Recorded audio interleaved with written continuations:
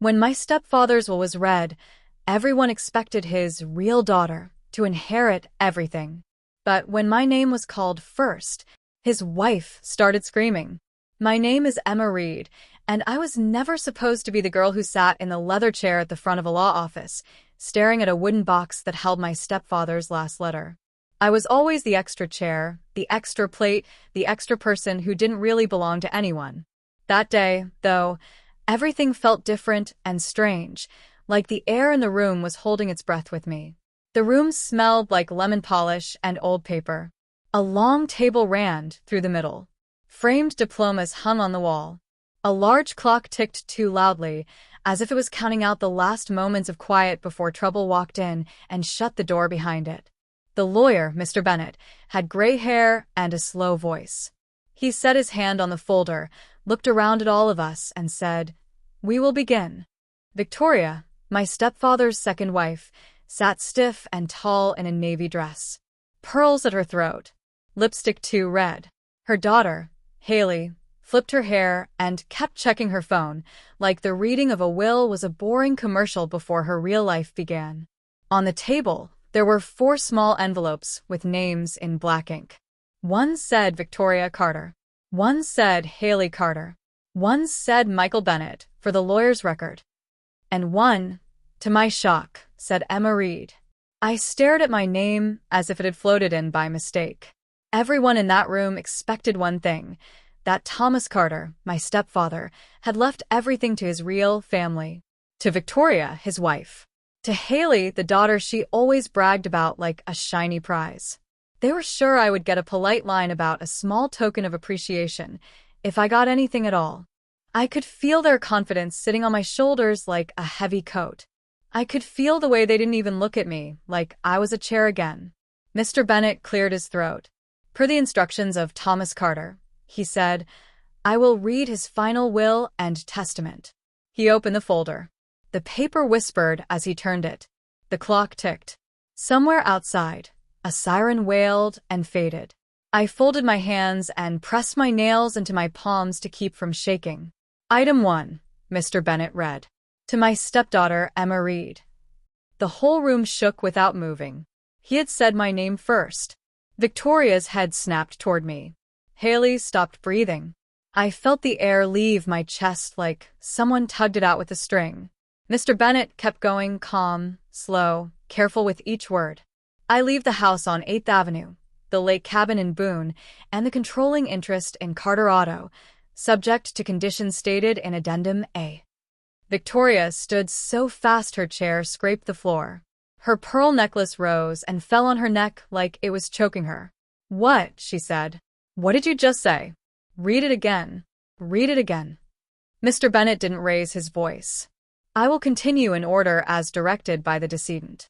But she's not his real daughter, Haley said, loud, like she was helping the room remember the rules. She doesn't even have her last name. Mr. Bennett glanced at me, and then back at the page. Thomas Carter named Emma Reed first. My husband would never do that. Victoria cried, and her voice turned sharp and high. Never. Stop this. Stop this right now. Please sit, Mr. Bennett said. I will not sit, she screamed, and the word broke in the middle like glass. The room went so quiet I could hear the clock in the hall. I could hear someone breathing out in the reception area. I could hear my own blood in my ears. Mr. Bennett lifted his eyes to me. His look was not shocked. It was steady, like he had known this would happen. He reached for the envelope with my name and slid it an inch closer. Emma, he said. Thomas asked me to read you a short note before the rest. I swallowed. My mouth was dry. My hands were cold. I looked at the envelope, then at Victoria's eyes, which were full of fury and a strange kind of fear. Read it, she hissed. Read it if it says what you claim. Mr. Bennett broke the seal. He unfolded the letter. He took another breath and started. Dear kiddo. The door to the conference room burst open so hard it hit the wall. Everyone jumped. A man in a black suit stepped in fast, a folder in his hand, a badge at his belt. He looked at me first, and then he looked at the lawyer. Excuse me, he said. We need to pause this reading. There's been a claim filed this morning. An emergency one. Victoria smiled too quickly, almost sweet. Yes, she said. Yes. Thank goodness you're here. The man's eyes stayed on me. Someone alleges this will is fraudulent. The floor felt like it tilted. The room spun and stood still at the same time. Victoria's smile got wider and then tight. Haley made a little sound like a laugh and a cough. Mr. Bennett set the letter down very slowly on the table. On what basis? He asked. The man in the suit raised his folder and tapped it. On the basis of a new will dated 10 days later, signed by Thomas Carter and witnessed. My heart thumped once, hard. Where is it? Mr. Bennett asked. In our custody, the man said. We're here to secure all related documents until the matter is sorted. Victoria turned to me with a small, perfect shrug that didn't reach her eyes. Looks like there's been a mistake, she said softly, like she was talking to a child who had picked up the wrong toy. Mr. Bennett's jaw tightened. He placed one flat palm over the letter Thomas had written to me and didn't move it. The man in the suit stepped farther in. Ma'am, he said to the lawyer's assistant at the door. Please call building security. But before she could, someone's phone vibrated on the table, loud, rattling against the wood. It was mine. The screen lit up with an unknown number. I didn't move to answer it. It buzzed again. Then again, 3 times in a row, like a heartbeat trying to warn me about a road I couldn't see yet. Emma, Mr. Bennett said quietly, are you okay to continue? I looked from the letter to the badge to Victoria's shaking hands. Outside, the siren started up again. Inside, the clock ticked to the half-hour, and the sound cut the room like a knife. Emma, Mr. Bennett said once more, his voice a thread I could hold. Yes, I said, though my voice was small. Read it. He nodded, lifted the paper, and began again. Dear kiddo, he read, and the man in the suit stepped forward to stop him. And that is where I will pause this moment, because this is the highest peak you asked for, the place where everything cracked open and the truth began to climb out. This is where Victoria started screaming, because the world she built on sand felt the first hard wave. Now, let me tell you how we got there. I did not grow up in a big house. I grew up in an apartment over a noisy street with a cracked window that whistled when the wind blew. My mom worked nights at a diner and days at a cleaning service. She wore cheap sneakers and carried 2 phones, both old, because one always died. My father left when I was 3. I learned to make noodles and fold towels before I learned long division. I learned to be quiet because quiet children don't get noticed, and not being noticed is often safety. Then my mom met Thomas Carter. He came into the diner on a Tuesday, sat in my mom's section, and ordered coffee he didn't drink because he said he liked the way she talked. He owned a chain of car dealerships, but he didn't wear it like a crown. He wore it like a jacket. Useful, common, not too precious to get dirty. He said please and thank you. He said, what's your kid's name? And can I bring donuts when I come by? He did. The next week, powdered sugar on my fingers and a warm paper bag on our small kitchen table. He married my mom the next year. We moved into a house with a yard and a tree that shed yellow leaves in fall like confetti. I had my own room. There were thick towels in the hall closet and fruit that wasn't bruised. The first time Thomas caught me counting the eggs in the fridge to see if we could make it to Friday, he didn't laugh. He counted with me and said, "We got plenty, Em. And if we didn't, I'd make sure we did." He called me kiddo. He taught me to change a tire in the driveway. He made pancakes on Sundays and cut them into hearts for my mom and stars for me. He didn't try to be my dad. He didn't ask for that word. He just showed up over and over like a porch light that was always on when you came home. When I was 15, everything cracked. My mom got sick fast. A cough turned into a hospital bed that turned into a quiet room with voices that wouldn't look me in the eye. She died in winter when the streetlights came on early and never seemed to go off. The house felt big and empty and mean. I started sleeping with her sweater under my pillow. Thomas sat with me at the kitchen table and didn't say it will be okay, because he knew words can be cruel when they lie. He said, "I loved your mom." He said, "I'm still here." He stayed. He made dinner. He kept the light on. He took me to school and went to the parent meeting no one else cared to attend. He listened when I talked and listened when I didn't. People whispered that he would move on. For 2 years he didn't. Then he met Victoria at a charity gala, and the world tilted again, slowly at first, then faster when she arrived at the house with her bright smile and her bright diamond and the bright promise that she would bring life back into this place. She brought rules instead. She brought new plates and a new rug and a new way to sit at the table. Straight, silent, careful. She brought a daughter too, Haley, who wore her sneer like a bracelet. "We're a real family now," Victoria would say, and every time she said real, I felt myself disappear a little more. But Thomas still called me kiddo. He still came to my track meets and shouted my name like it was the only one there. He kept a photo of my mom on his desk. He touched the frame sometimes when he thought no one could see. Victoria did not like the photo. One day it vanished, and another day I found it face down in a drawer under a stack of napkins that still had price tags. I took it back to my room and put it under my bed, between the carpet and the wood, a thin memory of the woman who taught me to be soft even when the world was hard. Victoria was kind in public. She was sugar at parties and stone at home. She said, "Emma, dear," when guests watched, but Emma, hard and flat when they didn't. She had a way of making me feel like a guest in my own hallway. Haley watched her and learned how to flick words like knives with a little twist of a smile afterward. "Why do you keep calling him Thomas?" Haley asked me once. "He's not your dad. You don't get to be that close." I didn't argue. I had learned quiet. I had learned not to be noticed. But I also learned this: the people who don't see you can't see you coming. When I turned 18, I got a small scholarship to a community college, and Thomas said he would cover the rest. "You'll do good things," he told me, and his eyes were warm. "Go learn what they are." But that fall, a mistake happened. Tuition that was supposed to be sent got held up. A check must have been lost. Victoria apologized sweetly in front of Thomas. "I sent it, Tom, I swear I did," she said, hand on her chest, eyes wide. Then the next week, in the kitchen when no one else was there, she leaned close and whispered, "Maybe school is not for everyone." I got a part-time job at the bookstore. I sold used paperbacks and watched the door at night. Thomas found out about the missing payment and fixed it.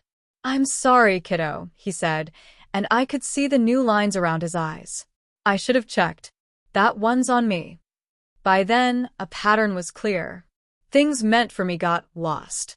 Gifts I received didn't arrive. One winter, the new coat Thomas ordered for me never shipped. "So odd," Victoria said, sliding a scarf around her own neck, tags still dangling. Haley laughed and asked if I wanted to borrow her old one. It was too small and smelled like her perfume and something sour beneath it. I tried to be kind anyway. Kindness wasn't a performance for me. It was my mother's voice in my ear when she made room on our small couch for someone with nowhere else to sit. It was Thomas handing me a wrench and saying, "Let's try again." It was the way you hold the door a little longer even if the person behind you doesn't say thanks. Empathy was not weakness. It was how I remembered I was still human.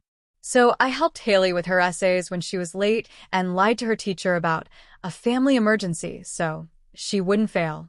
I took Victoria's dry cleaning and made sure her white blouses stayed white. When Thomas's blood pressure rose, I cooked less salt and more soup. I cut the lawn when the gardener missed a week. I signed for packages and hauled them to the hall. I kept a list of bills paid on time and slipped it under Thomas's office door because sometimes his hands shook and he forgot. And then, slowly, like the quiet drip behind a wall you don't notice until the paint bubbles, Thomas got sick too. He slept more. He wore sweaters in summer. He had a cough he laughed off and then didn't. Doctors came and went. Victoria stood near but not close. She smiled for nurses and rolled her eyes when they left. She changed the calendar where the appointments were written and added dinners out, hair appointments, charity teas. She hated the word hospice and would not let anyone say it in the living room. One night, when the house was very still, I passed Thomas's office and saw a soft yellow light under the door. I knocked. "Come in," he said, and his voice was a whisper. He sat at the desk with papers and piles. The photo of my mom was there again, not in a drawer, and a small black safe was open by his chair. He looked up at me, then down at the mess. He smiled, tired and crooked. "Hey, kiddo," he said. "You busy?" I shook my head. No.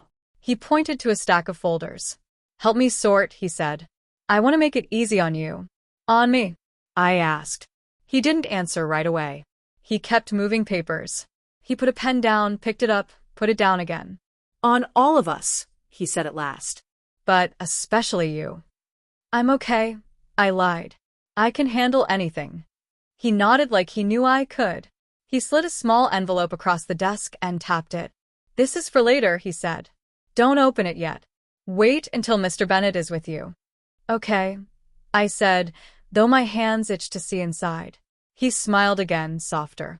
"Do you remember what your mother always said about kindness?" I did. "She said kindness is not a currency," I said. "You don't spend it to get something back." He closed his eyes for a second like he was listening to her say it, too. "Right," he said. "And empathy?"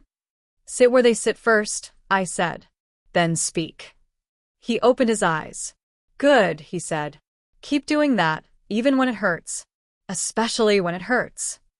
2 weeks later, he died at dawn, before the lawn sprinklers came on, before the birds started, before I could go in and say good morning. The house was so quiet I could hear the fridge hum. Victoria cried like a storm with no rain. She planned a funeral with white roses and a guest list that included people who didn't know his favorite pancake shape. Haley wore black and looked bored near the coffee. I stood by the back door and stared at the yellow leaves on the grass. I could not feel my hands.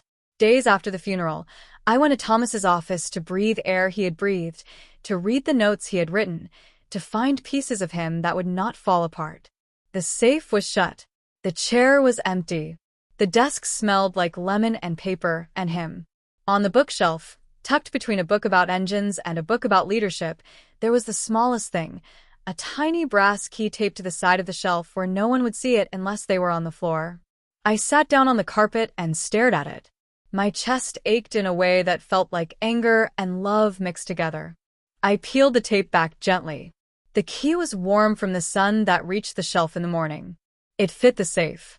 Of course it did. When I turned it, the door clicked open with a soft sigh that made my eyes sting.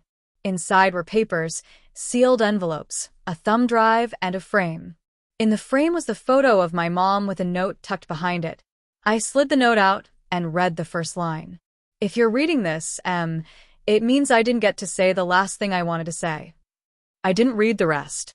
I put it back, careful, like touching a wound that wasn't ready yet. I closed the safe and locked it again. I kept the key in my pocket, and the next day I called Mr. Bennett and he said, "Yes, Emma," he came in. He set everything up. "Come see me Wednesday." Wednesday was the will reading. That was the day we started this chapter with. That was the day Victoria's voice cracked and the man with the badge came through the door. That was the day my phone buzzed with a number I didn't know while Mr. Bennett tried to read Dear Kiddo. Now, here is the less extreme thing that happened just before that day, the thing that seemed small like a pebble but turned out to be part of the avalanche. The morning of the reading, I stopped by my old apartment building on Maple Street. The diner where my mom used to work was still there, though the sign was chipped. I went inside and sat at the counter she used to wipe down. The waitress, Sandy, who had worked with my mom and always gave me extra whipped cream, saw me, blinked twice, and then smiled with her whole face. "Emma," she said. "Baby, look at you." She poured coffee. I didn't drink, just like Thomas used to do, and we talked about nothing and everything until the clock told me it was time to go. When I stood, Sandy caught my hand. "Your mom was proud of you," she said. "She told me every week. Thomas was, too. Don't let anyone make you small today." "I'll try," I said, and my voice shook. She squeezed my fingers. "Don't try," she said. "Stand." I walked out into the bright morning with that word in my pocket, like a stone I could hold. And then, back in the present, back in the lemon-scented office, Mr. Bennett lifted the letter again to read Dear Kiddo, and the man with the badge stepped closer, and my phone on the table buzzed again, and I glanced down without meaning to. A text preview bloomed across the screen from that unknown number. Check the back of your mother's photo. Now, before they take it. I felt the blood leave my face. My eyes flew to the black safe I had opened days before. My hand moved toward my pocket where the small brass key pressed against the fabric like a heartbeat. Across the table, Victoria watched me and saw something change. Her smile faded like a light going out. "What are you looking at?" she said, sharp. I looked up. I looked at Mr. Bennett, at the man with the badge, at the envelope with my name. I took a breath that tasted like metal and fear and lemon polish. I stood. "Mr. Bennett," I said. "I need to get something. It's in the house." "No one leaves," the man with the badge said, reaching out a hand. But behind him, in the doorway, another figure appeared, building security, a tall woman with calm eyes, and over her shoulder I saw, for just an instant, a flash of white paper in a hand I recognized. A hand that did not belong to anyone in the room. A hand that should not be here at all. The tall woman said, "We have a problem downstairs," and her voice was urgent. "Someone is in Mr. Carter's car. The alarm is going off, and there are documents on the seat." Everyone turned toward the hall at once. Chairs scraped. The lawyer stood. The man with the badge swore.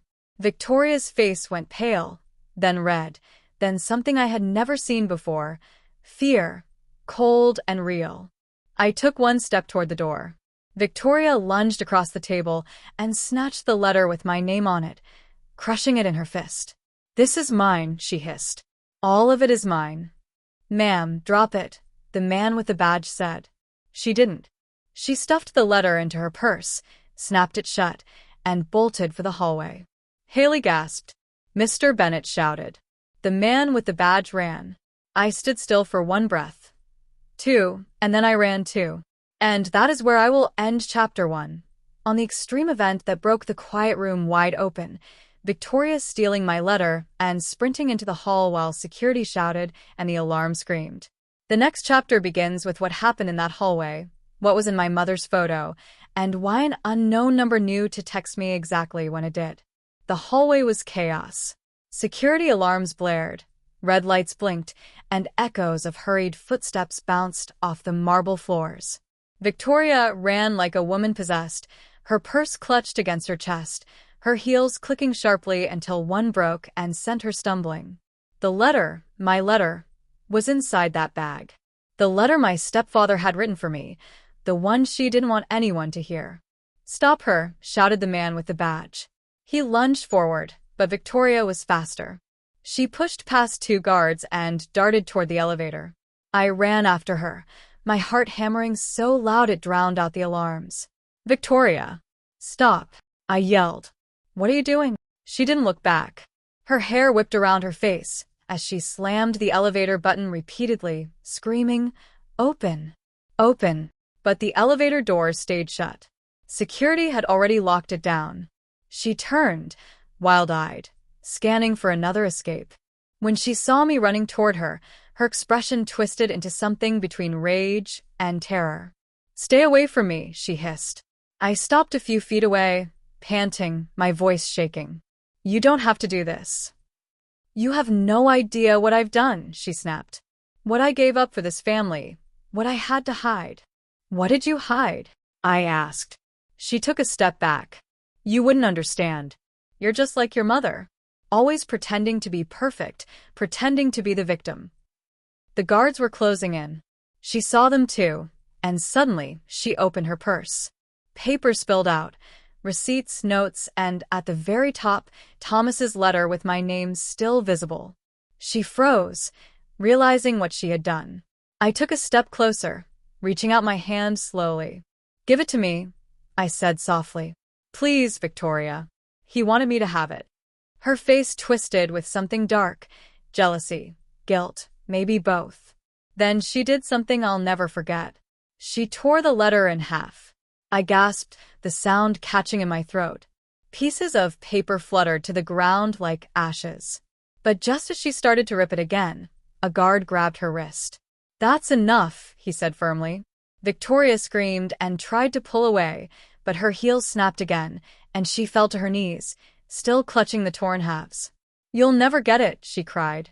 "You'll never get what's his." The guard restrained her, and the man with the badge picked up the torn pieces gently, sliding them into a folder. I stood there, frozen, staring at the bits of my stepfather's last words scattered across the floor. That was the extreme moment. The one that made me realize this wasn't just greed. There was something deeper, something she was desperate to hide. Later, after the chaos settled and Victoria was escorted to another room, I sat in the lawyer's office again. My hands were shaking as Mr. Bennet carefully laid the torn letter pieces on the table. "Don't worry," he said calmly. "We can restore it." But all I could see was the name at the top of the page, "Dear Kiddo," and a few broken words scattered across the torn halves. "Truth you deserve to know," wasn't what she said. "Keep the photo safe. Keep the photo safe." The text message, the warning, the photo. It all clicked in my mind like puzzle pieces snapping together. "Mr. Bennet," I said quickly, standing up. "I need to go home." Now. "Emma, we're not finished here," he said, frowning.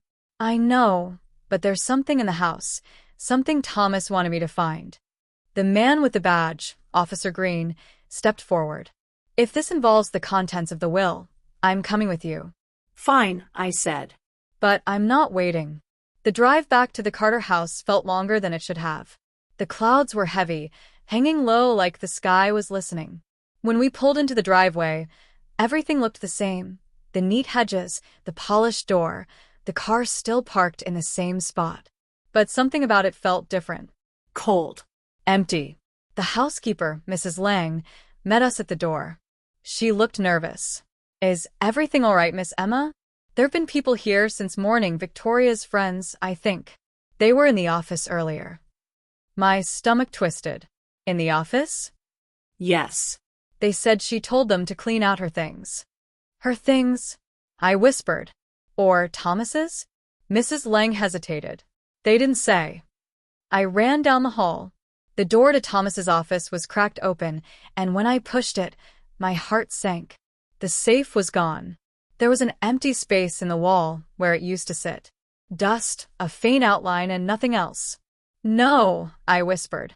"No, no, no." Officer Green moved beside me, his face tight. "They took it before we got here. Maybe this is what the text was warning you about." I turned in circles, scanning the room. She must have sent someone to get it before the reading. That's why she was so sure. Then something caught my eye. A small strip of blue tape still stuck to the bottom of the bookshelf. The one that used to hide the safe key. And beneath it, barely visible, a second piece of tape I had never noticed before. I crouched down and peeled it off. A folded note was stuck underneath. It was handwritten. The ink smudged, the letters slanted and rushed. It said, "If she gets to the safe first, don't look for what's missing. Look for what's left." Behind the photo, my hands trembled. "He knew," I whispered. "He knew she'd try to take it." "Where's the photo now?" Officer Green asked. "In my room." I ran upstairs, 2 steps at a time, straight to my nightstand drawer. I pulled out the frame, the photo of my mom, the one Thomas had kept all those years. I turned it over and gently pried open the back. Inside, taped to the cardboard, was a folded document sealed in clear plastic. My breath caught. It was another letter. The top read, "Addendum A, to my stepdaughter, Emma Reed." Officer Green leaned closer, eyes wide. "That's the missing addendum from the will." I nodded, my throat tight. She tried to destroy the wrong one. I opened the seal, and the smell of paper and faint cologne hit me. Thomas's handwriting was neat, deliberate. I started reading aloud. "Emma, if you're reading this, it means the truth finally came to light. There are things I didn't tell you, not because I didn't trust you, but because I wanted to protect you. You are my real daughter, in every way that matters. What Victoria doesn't know is that the Carter fortune didn't begin with me. It began with your mother." I froze. "My mother?" Officer Green's eyebrows shot up. "What does he mean?" I kept reading, my hands shaking. "Before I met Victoria, before the business ever grew, Your mother was my partner. Carterado was her idea, her design, her dream. When she passed, I vowed to protect her legacy by keeping your name connected to it, even when others tried to erase it. That's why you are the rightful heir. Not out of pity, out of truth. Tears blurred my vision. I pressed the paper to my chest and whispered, Mom. Then my phone buzzed again. The same unknown number. This time a new message. You have what they wanted, but they're not done yet. Check the garage. I looked at Officer Green. Someone's here. He nodded and drew his flashlight, motioning for me to stay behind him. We walked down the hall, the floorboards creaking. The garage door was slightly open, the light flickering inside. And then I saw it. The missing safe, pried open, its contents scattered across the floor. Papers, broken locks, and on top of it all, a flash drive with a yellow label. Officer Green picked it up carefully. Looks like this was what they couldn't take in time.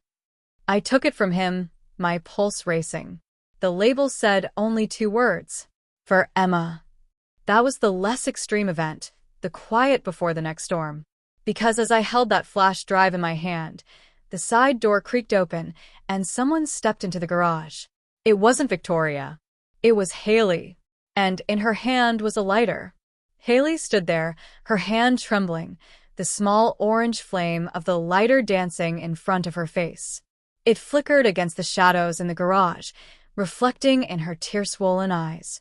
Her hair was messy, her mascara streaked. She didn't look like the smug girl who once rolled her eyes at me. She looked cornered, wild. Put that down, Officer Green said, stepping forward. Don't come any closer, she yelled. Her voice cracked halfway through. You don't understand. None of you understand. I froze, staring at her. Haley, what are you doing? She looked at me then, and for a moment, her anger dropped into something like grief. He wasn't supposed to choose you, she said, her lips trembling. You weren't even his daughter. I was, I said softly. Not by blood. But by choice. That made her flinch, like I'd slapped her. The flame wavered. You took everything from us, she whispered. Do you even know what it was like watching him love you like that? Watching him forget we existed. I shook my head. He never forgot you, Haley. He just... Stop lying, she screamed. You don't know what my mom went through. You think she's the villain, but she did everything for him. She built that life for him. Officer Green took another careful step forward. Haley, listen to me. You don't want to do this. Put the lighter down and we can talk. She glanced at him, then back at me. You're lying. You're all lying. She looked down at the floor, at the scattered documents, the broken safe, the piles of paper that held everything her mother had wanted to control, and then she took one slow step toward them, the lighter still burning. Haley, don't, I said, my voice breaking. Please. That's all that's left of him. Tears streamed down her face. He left me nothing. He didn't even leave me a letter. I stepped forward, my palms out.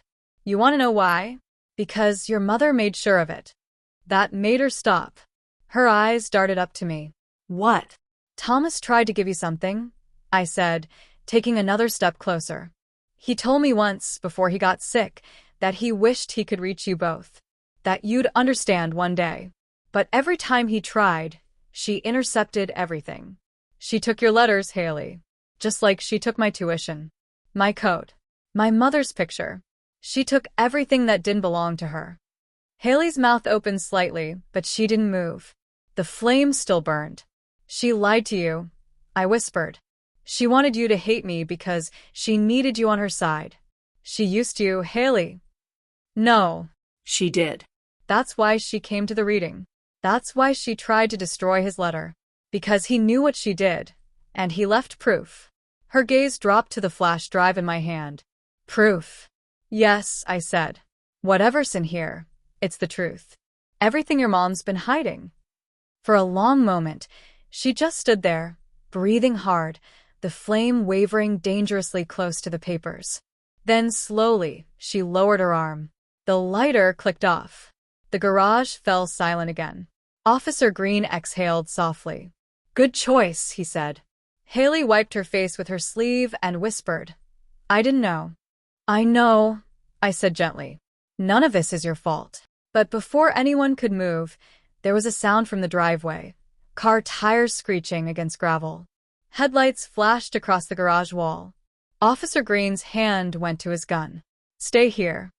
He stepped out, but before he even reached the edge of the door, a voice shouted from outside, sharp and furious. Haley! It was Victoria. Haley's eyes widened. Mom, don't you move.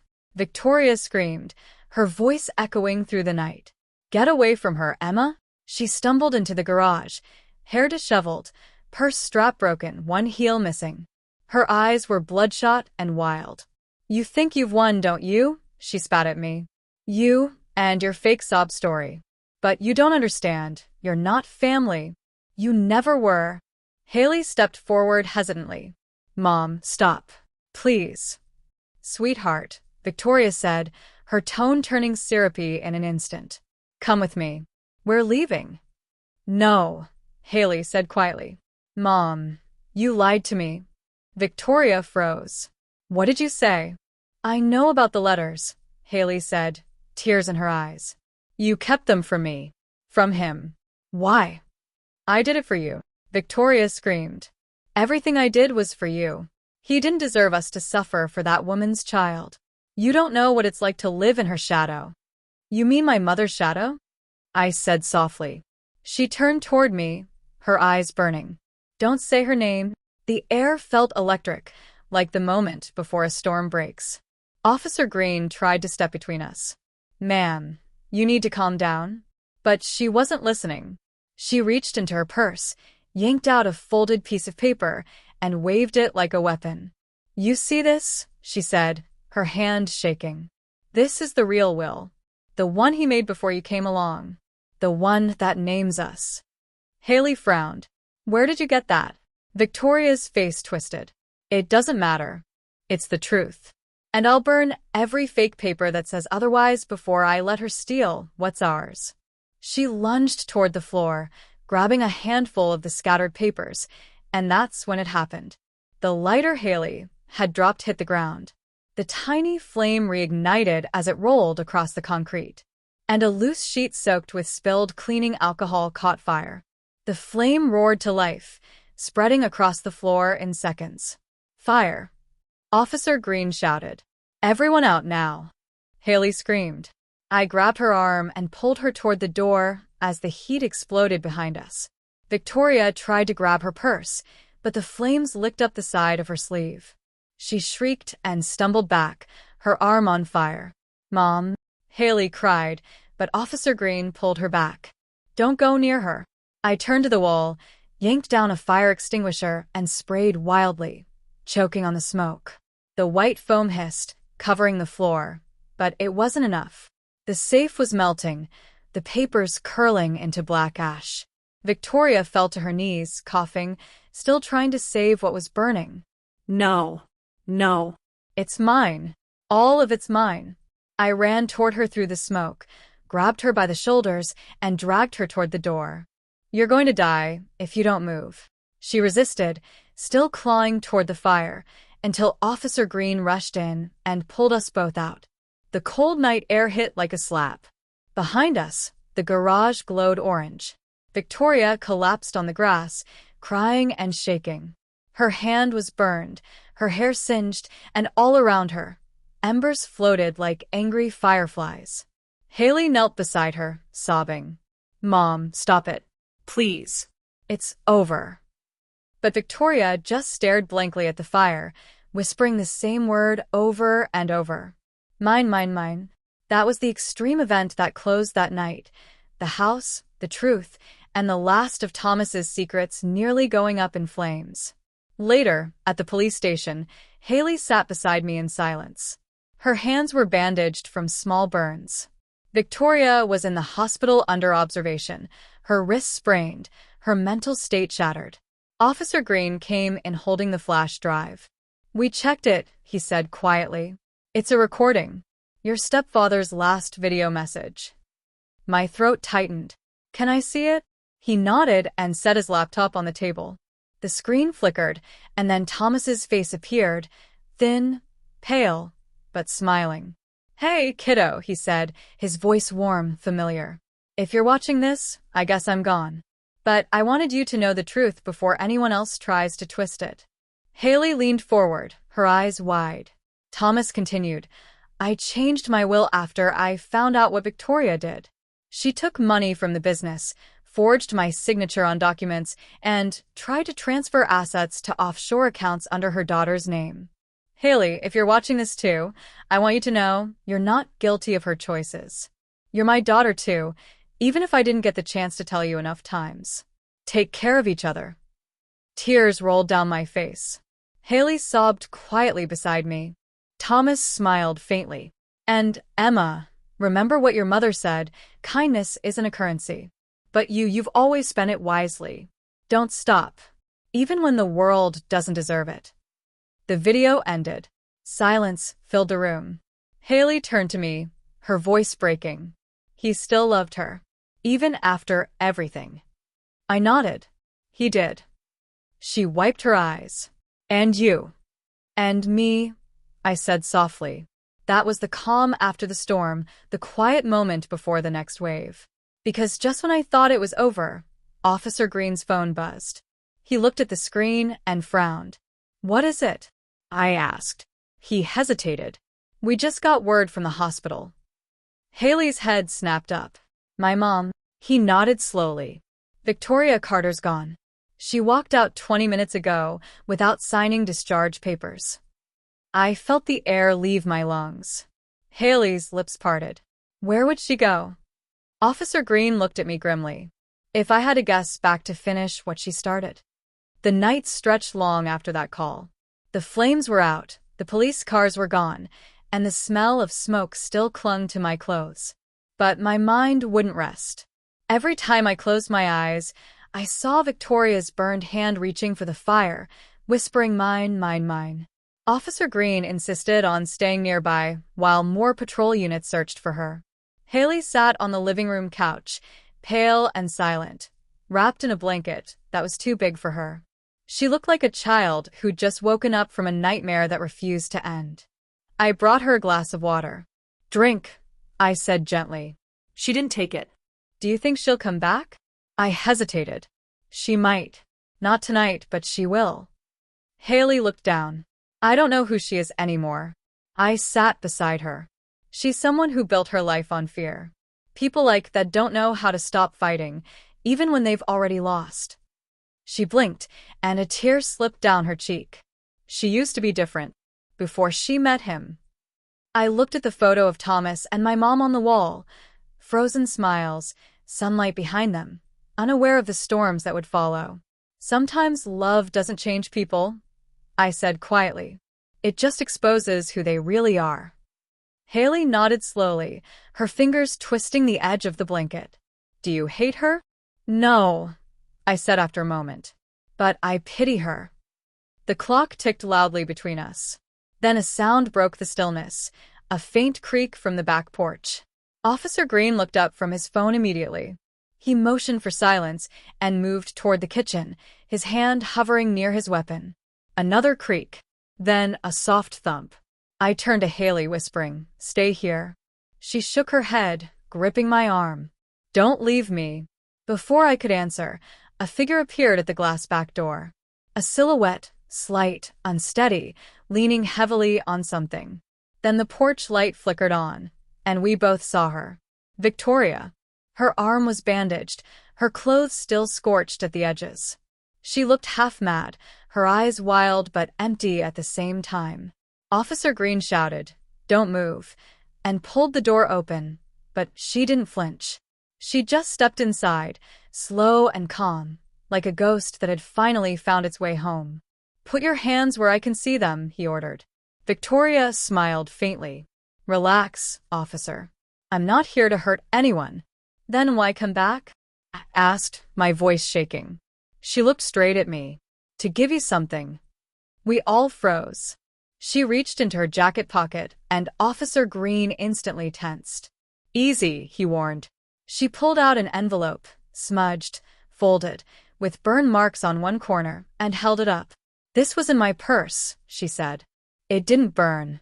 What is it? I asked. Her gaze flickered to Haley. You'll see. She set it on the kitchen counter and stepped back. For a long moment, no one moved. Then Officer Green picked it up and opened it carefully. Inside was a single sheet of paper, handwritten again in Thomas's familiar ink. He read it silently, then looked up at me, eyes wide. You should read this, Emma. I took it, my fingers trembling, and began to read aloud. If this letter finds you through Victoria, it means she finally did what I always hoped she would, face the truth. Emma, you're the only one who has ever truly reminded me of what love costs and what it gives back. But I need to confess something I never could while I was alive. Haley is not Victoria's daughter. The room went silent. Haley blinked, her mouth opening slightly. What? I kept reading, my voice barely a whisper. Before I met your mother, Emma, there was another woman. She disappeared from my life before you were born, and years later, she came back with a baby. I didn't know then that the child was mine. She left again, but when Haley was 5, she returned one last time, with Victoria. She told me she was dying, and she wanted me to keep them both safe. I never told anyone because I didn't want to ruin Haley's life. But she is your half-sister, Emma. The words blurred in front of me. I lowered the paper slowly, my mind spinning. My what? Victoria was staring at the floor, silent. Haley turned to her, shaking her head. That's not true. Tell her it's not true. Victoria's lips parted, but no sound came out. Tears filled her eyes. He's telling the truth, she whispered. Haley stumbled back, as if the air had been punched out of her. You lied to me my whole life. I did it to protect you, Victoria said weakly. You were so young. You wouldn't have understood. Protect me? Haley shouted, her voice breaking. You made me hate my own sister. Victoria reached toward her, but Haley pulled away. Don't touch me. I stood frozen, every piece of the puzzle clicking together painfully. All the strange ways Thomas looked at Haley, half guilt, half tenderness. All the quiet tension between him and Victoria. It had never been about money. It had been about truth. Haley sank to the floor, sobbing. He was my dad, she whispered. All this time. Victoria covered her face with both hands. I'm sorry, she said over and over, her voice shaking.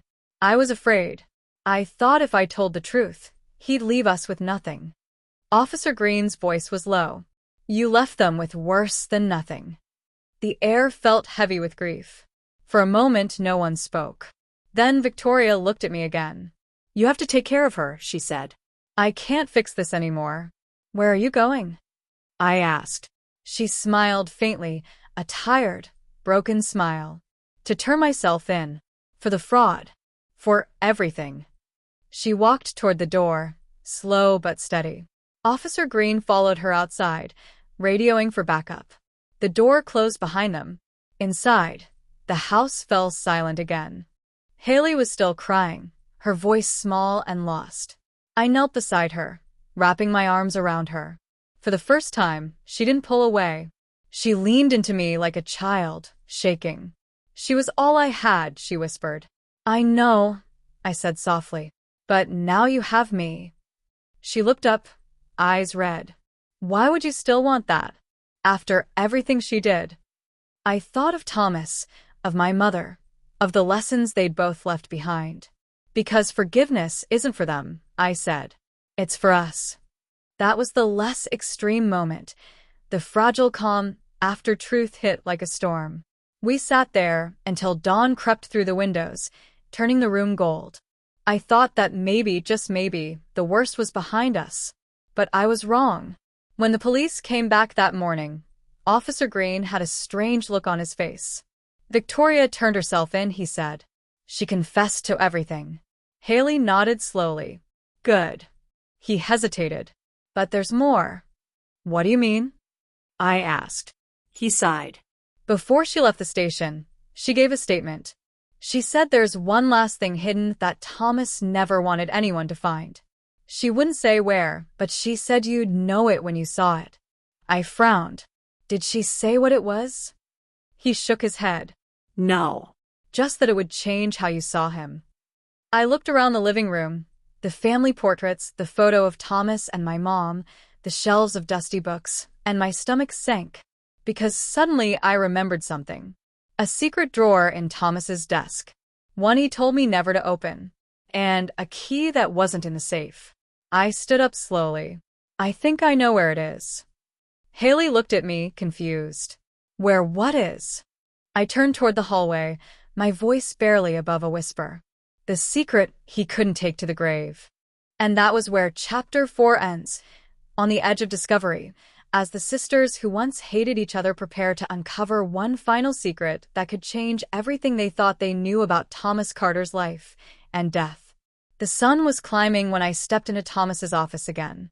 The air was still thick with a faint smell of smoke and lemon polish, but it felt different now, heavier somehow, like the room was holding its breath. Haley followed quietly, still pale, her arms wrapped around herself. She looked like she hadn't slept in days. "What are we looking for?" she asked. I didn't answer right away. I went straight to the large mahogany desk, the same one where Thomas used to sit and sort through his paperwork at night while I did homework across from him. "Thomas told me once," I murmured, "that every man keeps 3 safes in his life, one for his money, one for his memories, and one for his sins." Haley frowned. "You think this desk is one of them?" I nodded. "I think it's the last one." I ran my hand along the inside of the drawer, feeling for the tiny latch I'd once noticed when cleaning. My fingers brushed against something metal, a small, hidden notch near the back panel. I pressed it gently. A soft click echoed in the silence. The false bottom slid open, revealing a small velvet pouch and a flash drive sealed in a plastic case. Officer Green, who'd been quietly standing near the door, stepped closer. "Another one?" "Looks like it," I said, pulling it out. This must be what Victoria meant. I opened the pouch first. Inside was a gold locket. Old, tarnished, and familiar. I gasped. It was my mother's. The same one she used to wear every day until the week she got sick. I'd searched for it for years. "How did this get here?" I whispered. Haley leaned over my shoulder. "Your mom's." I nodded slowly, flipping it open. Inside was a faded picture of her, smiling, and next to it a newborn baby. But not me. The baby had a hospital tag that read Haley. My blood ran cold. "That's me," Haley said softly, touching the photo with trembling fingers. "She was there," I murmured. "At your birth." "She delivered me," Haley whispered. "Mom said a nurse helped her in the hospital, but she never told me it was your mother." Everything started to spin. The pieces were clicking again, but this time they didn't fit the way I expected. Officer Green spoke quietly. "Maybe that's why your stepfather never told anyone. Maybe your mother was there that night and helped save Haley, and that's how he found out." I looked down at the locket again, my eyes burning. All this time, he wasn't hiding money or business secrets. He was hiding mercy. Haley looked at me, confused. "What do you mean?" "He didn't expose Victoria because she was raising his child," I said softly. "He let her live her lie because he didn't want to destroy you."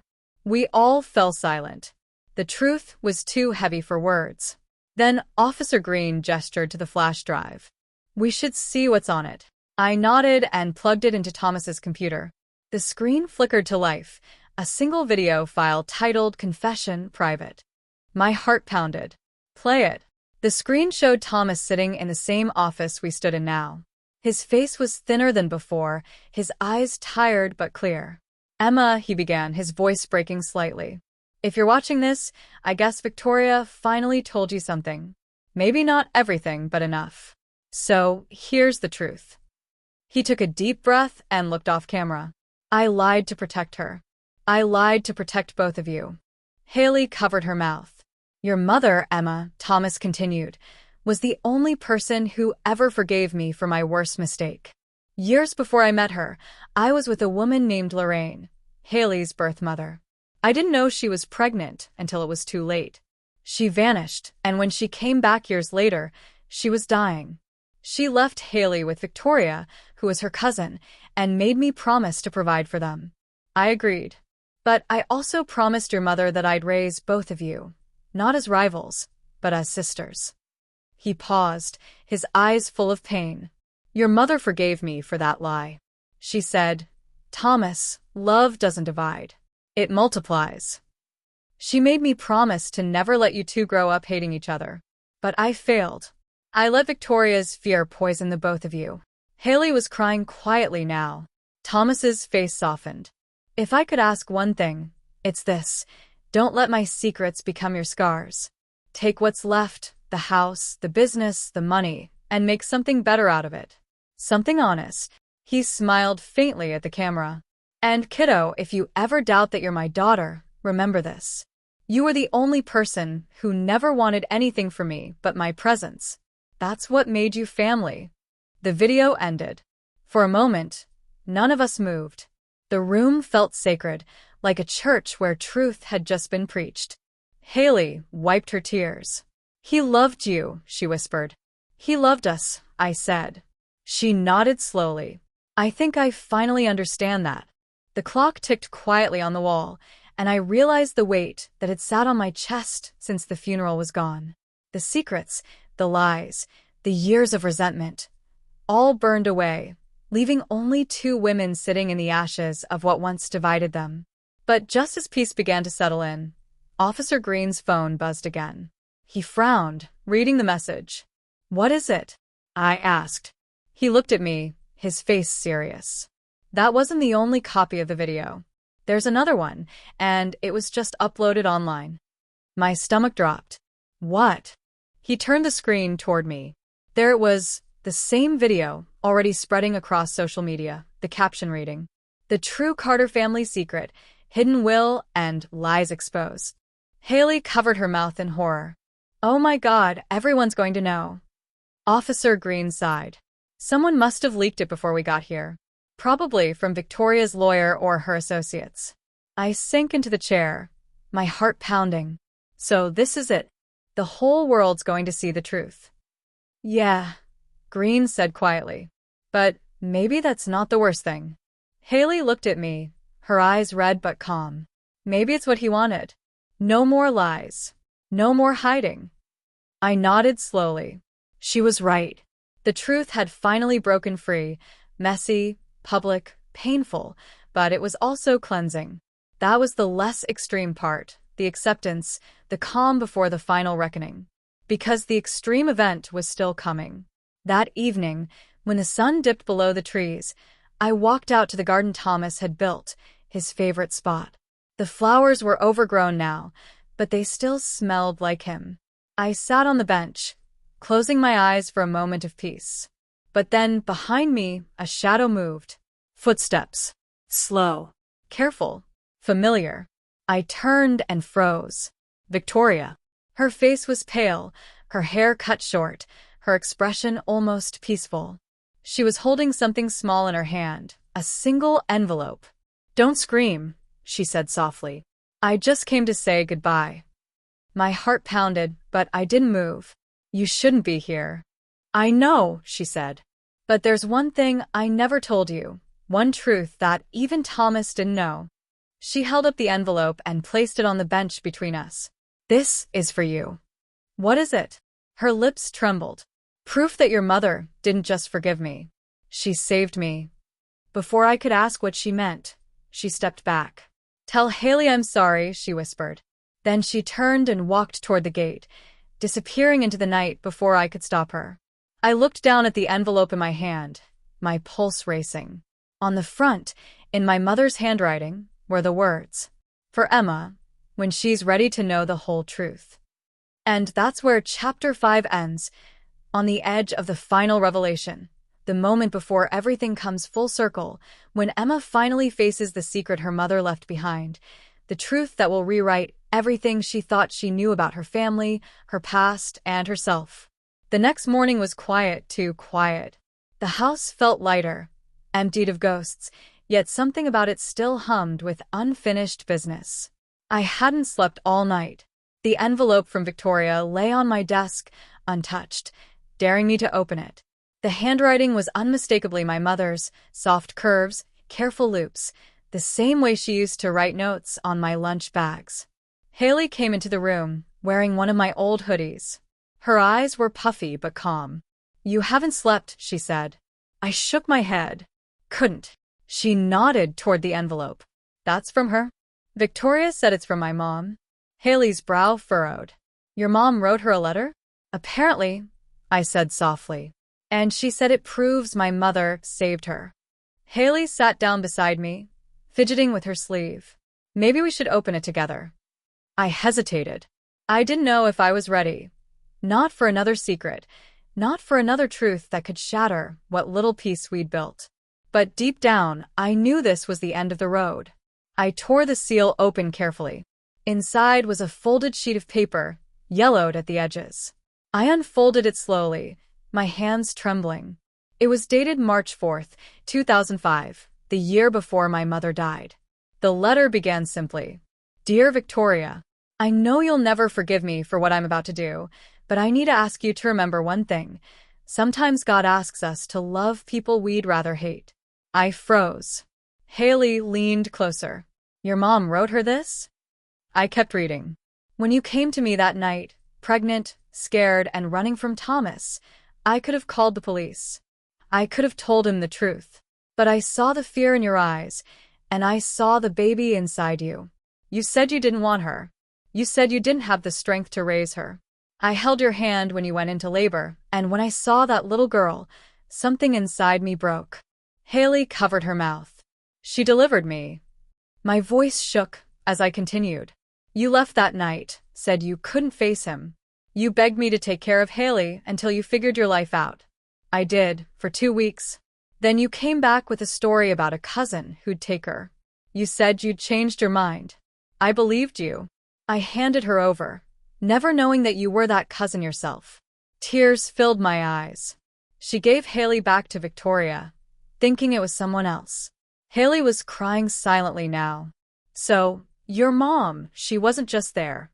She tried to help her." "I forgave you long ago, Victoria. Not because you deserved it, but because I didn't want Emma growing up in a world without compassion. If one day she and Haley ever meet, tell them the truth. Tell them they were both born from the same broken promise, but they can end it with forgiveness. With love. Sarah Reed." The letter slipped from my hands. Everything went still.